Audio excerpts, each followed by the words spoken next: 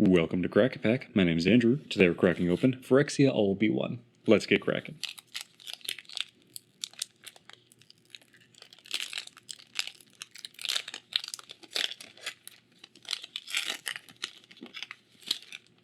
Our first card today is a Rebel token, followed by a Forest for Our Land. Then we have a foil Graz Unstoppable Juggernaut, which you can almost see the foiling. It's slight. Can see it a little bit better in person than on camera. Can mostly just see it in the cloud effect behind him. But anyway, Graz is a 7/5 legendary artifact creature for 8 mana. Reads Juggernauts you control attack each turn if able, or each combat if able. Juggernauts you control can't be blocked by walls, and other creatures you control have base power and toughness of 5/3 and are Juggernauts in addition to their other creature types. So this turns every creature in your deck into a Juggernaut, so you by default are playing Juggernaut Tribal. And it also shuts down walls, which aren't really a thing anymore. But, in case you run into the one player that's still trying to make walls work, well, you've gotten out. It also is pumping all of your creatures to 5/3, in addition to making them Juggernauts.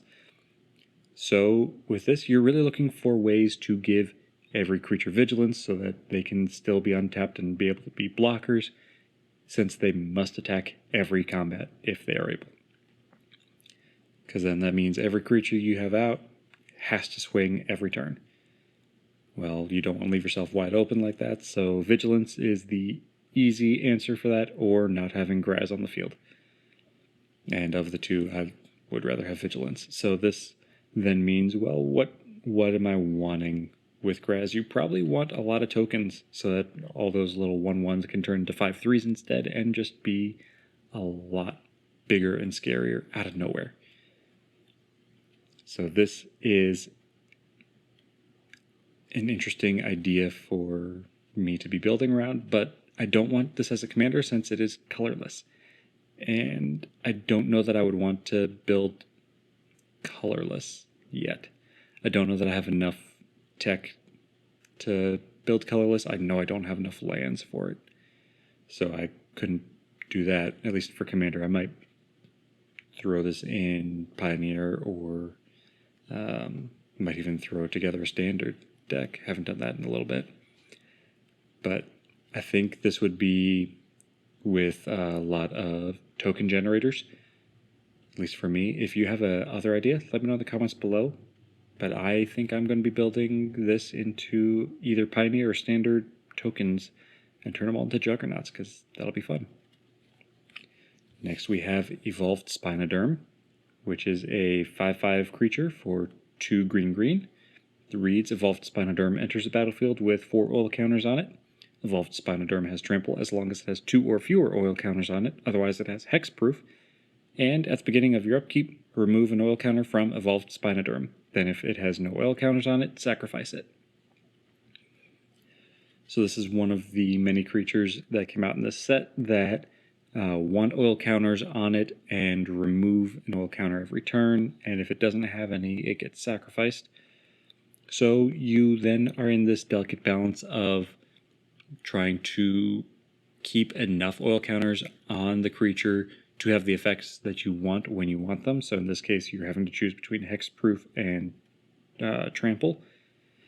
So you're trying to proliferate or have other artifacts or abilities that are giving you extra oil counters, so you can be at, you probably want to hold this at 2 and be able to bump up to 3, or no, if it has 2 or fewer, it has trample. So yeah, you want to be sitting at 2 with the ability to easily bump up to 3 if you need it to be hexproof, and otherwise let it be a trampler.